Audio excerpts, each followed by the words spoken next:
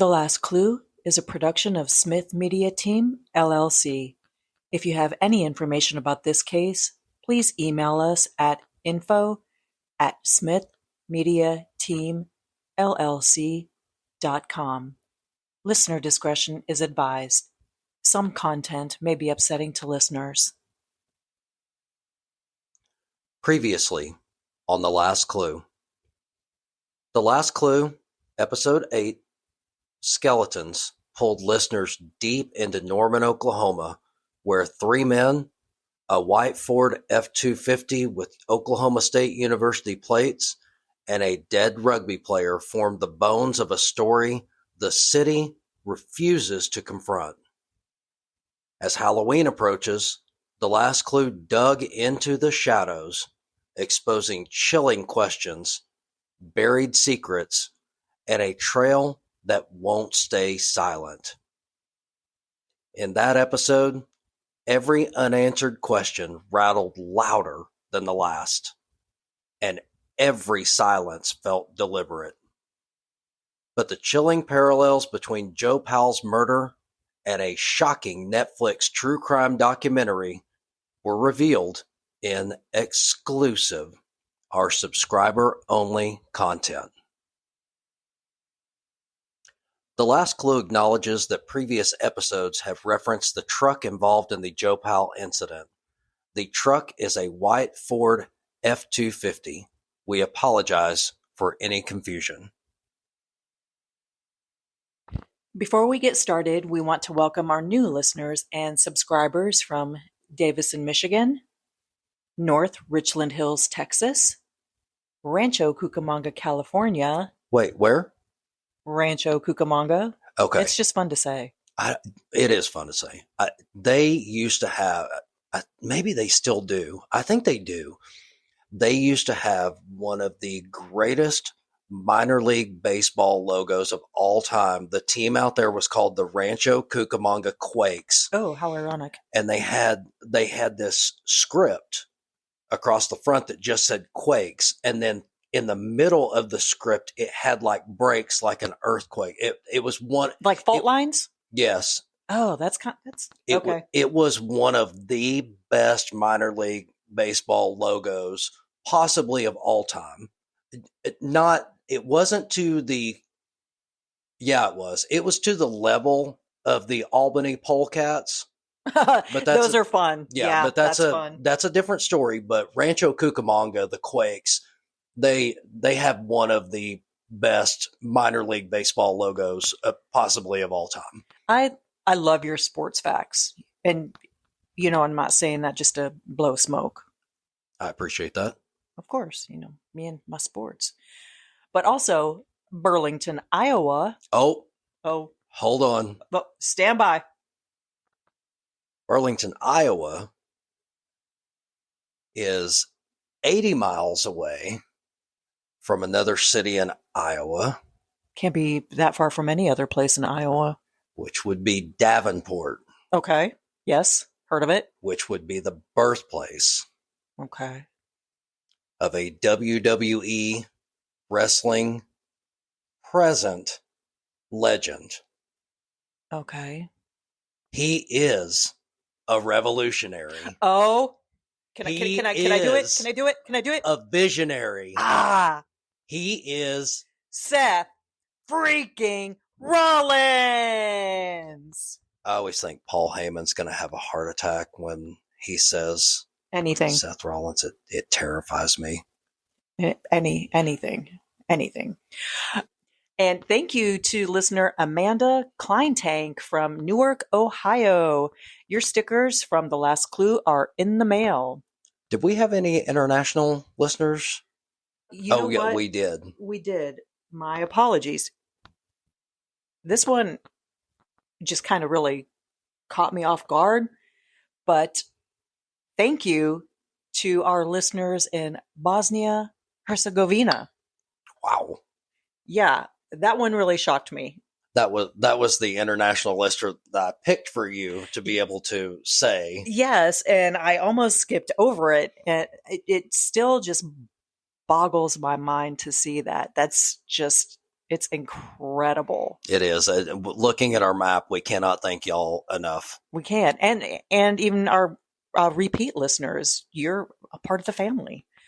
We'd love for any of you who have received your stickers thus far to please, please, please take photos, tag The Last Clue, and post wherever you are listening from. Special little shout out. Welcome to one of our new and most entertaining followers, Jojo and Maddie from No Hard Feelings, Kinda podcast. Okay, that podcast is hilarious. It is. It really is. Those ladies are just go. And I want to say this with all due respect. JoJo is outstanding. But when Maddie gets going, and especially when she gets laughing going, my God, I usually have to pause, and way too much information. I usually have to pause and go pee and come back because listening to her laughing and talking, it just makes me start laughing and then I have to pee. A little TMI, but yeah, when they both get giggling and laughing and talking, it's like I just want to grab a cup of coffee that I don't drink and go sit with them. So, but when we need a break from true crime research, The Last Clue goes straight to the No Hard Feelings Kinda podcast. And one of their segments about a tattoo and a fiance, it's y'all, it's a must listen. Go. I was cracking. For real, for real. Your stickers are also in the mail. So if you want to hear more, go to youtube.com/@NHFK podcast. That is the @ symbol. Just don't miss out. Just go look for the NHFK podcast, the No Hard Feelings Kinda podcast. Hilarious. Yes. If you'd like a chance to have stickers sent to you, simply comment on our most recent social media post. And wherever you're listening right now, thank you. And as always, keep searching for the last clue. Do we have a breaking news sounder? I'm going to go with no. Yeah, we don't have sounders yet. Okay. This is not related to the Joe Powell case. Our listeners, and especially our subscribers, are fed up. Oh. And they have let us know. They don't hold back. No, and we don't want them to. We have our first banned word in the Last Clue history. Oh, it was probably, sorry. No. And it's not the F word. Oh. We saved that for exclusive. Exclusive. Our subscriber-only content, and that's just $5 per month. But this is something we need to address. I have to do this now. I would like this noted in the annals of the history of the Last Clue. The word that is about to be banned is, in fact, a word. It's a nonsensical word, but it's been around for over 200 years. Its first known use is from 1847, according to Merriam-Webster. And I trust both Merriam and Webster with all of my words. Never heard of her. You never watched Webster? Just kidding. Yeah, that was the mom. Emmanuel Lewis. But our listeners and subscribers have lauded me for using it, and it is now time for this word to be retired. I am vehemently against banning this word. He's talking with his hands, y'all. I'm talking with my hands on a audio-only podcast. This is serious for those of you that watch that. This is a travesty of justice to my vocabulary. Beneficial to my ears. But the Last Clue listeners and subscribers have spoken, and I must listen. Our first banned word ever on the Last Clue podcast is the word irregardless. Yeah! Shouts, cheers. Shut up. From the fan section. You are tired of hearing it, and I will abide. So much so that I'm going to put our money where my mouth is. Oh. From this point forward, anytime I use that word, the word that I will try not to utter. What word? That word.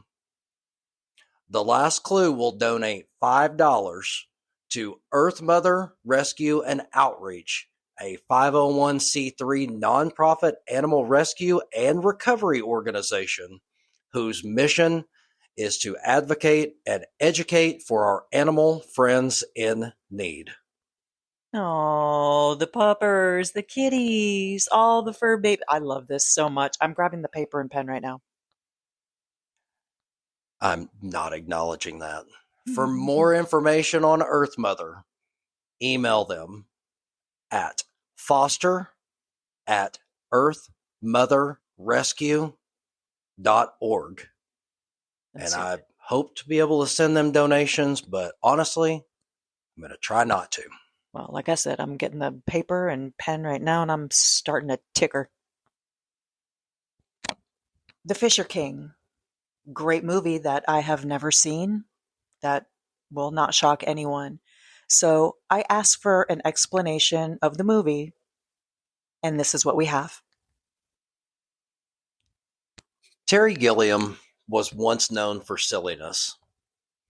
He is the only member of the world-renowned troupe Monty Python not born in Britain, and he was instrumental in the Flying Circus and played various roles in arguably the most popular film from the comedy group, Monty Python and the Holy Grail. Never seen any Monty Pythons. Monty Python and the Holy Grail is hilarious. But he always wanted more, to be taken seriously. That's why, when Monty Python began taking longer breaks between projects, Gilliam set out on his own in the mid-1970s with a few films before delving into a trilogy, all about the craziness of our awkwardly ordered society and the desire to escape it through whatever means possible. That's according to an essay titled Dreaming Brazil, accompanying the Criterion collection of his DVD film Brazil. Brazil is the second in a set of films simply called the Trilogy of Imagination, along with the movies Time Bandits and The Adventures of Baron von Munchausen. I feel like I've heard of them, but I might be confusing Time Bandit with Deadliest Catch. But I feel like I've heard of them. But it was his next trilogy, and the first film in that series that brought Gilliam both critical and commercial success. The Fisher King, a 1991 movie nominated for 5 Academy Awards, stars Robin Williams and Jeff Bridges, the latter playing a narcissistic radio shock jock named Jack Lewis, who is consistently annoyed by a regular caller, Edwin. So kind of like a Howard Stern kind of guy is, okay, got it. Mental notes. An unbalanced Edwin, distraught by being dismissed by the show's host, and apparently following the scathing remarks of Jack, does the unthinkable. He commits a mass murder-suicide at a popular restaurant. This causes Jack to sink into alcoholism, and after seriously considering ending his life, he is attacked by teenagers, mistaking him for a homeless person. Perry, a homeless man, played brilliantly by Robin Williams, rescues Jack and tells him of the quest. The quest? To find and retrieve the Holy Grail. You see, Perry is delusional and had been catatonic following the death of his wife, who was murdered in the aforementioned attack in the restaurant. But wait, why all of the talk about the Fisher King and the Holy Grail? Simple. As we at The Last Clue have detailed throughout Season 2, Joe Powell was murdered in the parking lot of the Rev Apartments in Norman, Oklahoma in March. 3 men stood in front of 8 Norman Police Department officers and told a tale of an attempted carjacking and how the trio defended themselves against one man. But were the 3 out-of-towners defending themselves against a man, or were they protecting something much, much bigger? Perhaps a holy grail of their own. To first tell you what they were protecting, we must first detail who the men are, what secrets they are protecting, and why an assault reclassified to a carjacking led to the murder of a 23-year-old rugby player on an early morning in March. In an exclusive, never-before-heard reveal, The Last Clue unveils facts about the 3 unnamed men who took over 40 minutes to call 911 for help. And we expose more truths about what they are protecting and why the web of stories goes much further than that fateful night. And now, part 1 of our 2-part season finale. The Last Clue presents Episode 9, The Fisher King.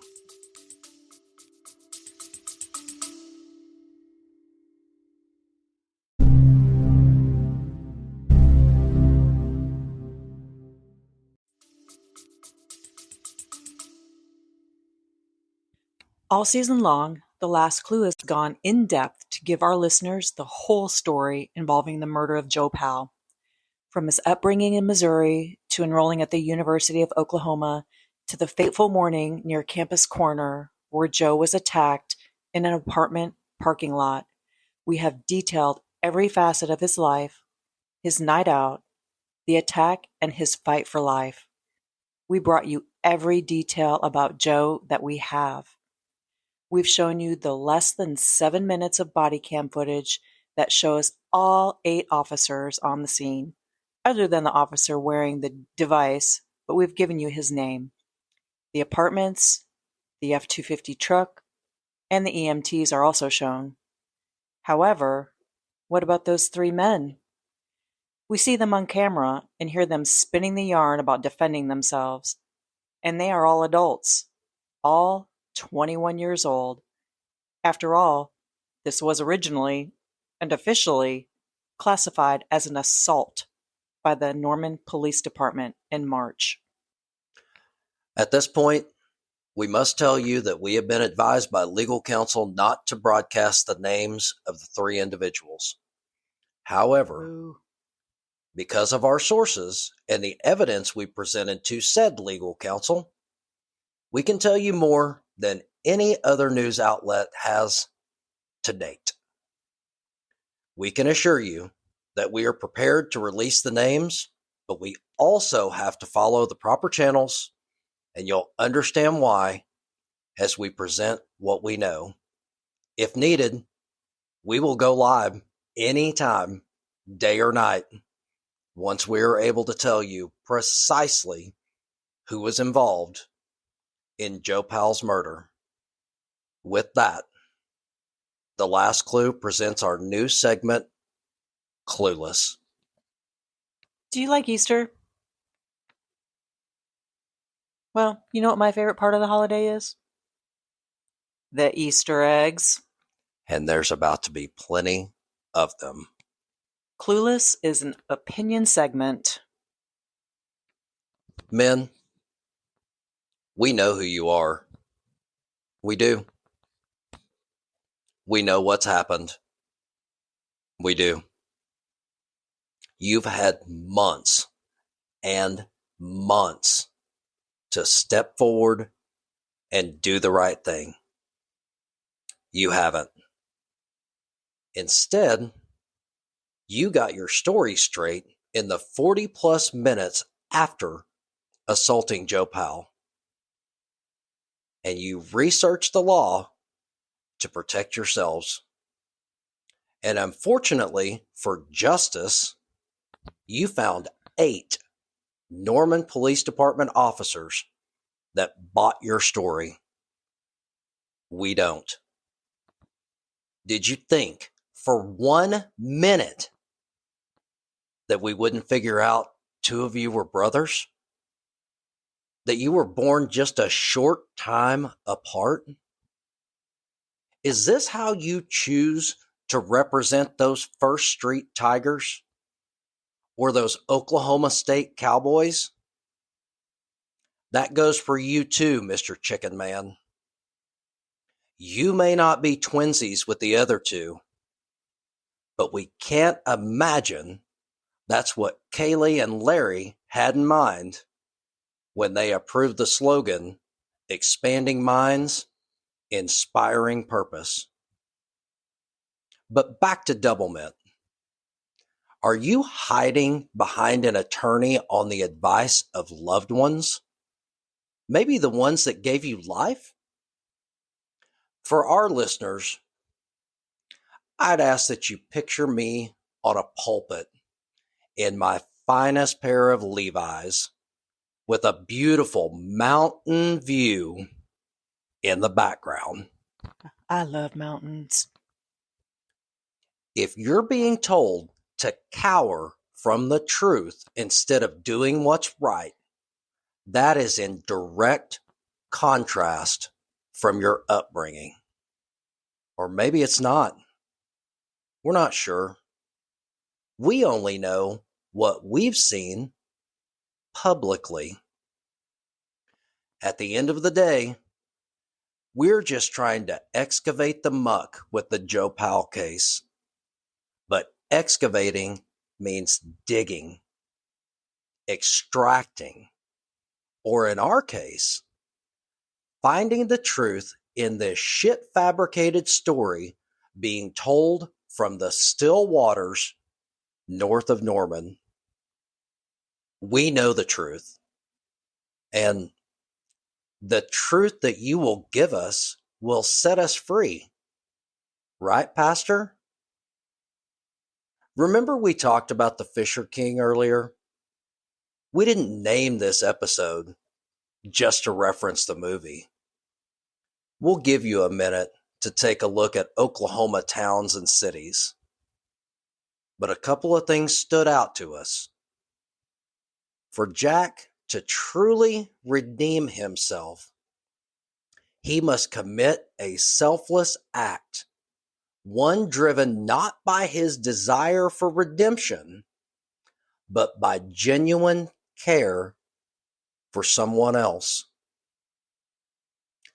Only when Jack releases his obsession with self and helps the king quench his thirst does he complete his transformation, evolving from egotistical narcissism to authentic, compassionate empath. So the questions, men, are simple. Are you selfless enough to step forward and tell the truth about the life lost? And are you compassionate souls driven by what is right? Or are you consumed by your own egos? That's something to think about the next time you're replacing blades on a tractor. Next time on The Last Clue, why have 3 men gone to such great lengths to protect themselves from the truth? What are they protecting? Themselves? Their business? Their family tree? An episode everyone will be talking about. Season 2, Episode 10, the finale of The Last Clue, Dark Triad, available next Tuesday, wherever you podcast. The Last Clue is a production of Smith Media Team, LLC. If you have any information regarding the murder of Joe Powell, email us at info@smithmediateamllc.com. Follow and review The Last Clue on Apple Podcasts, Spotify, Amazon Music, YouTube, iHeartRadio, or wherever you listen. And always, keep searching for the last clue.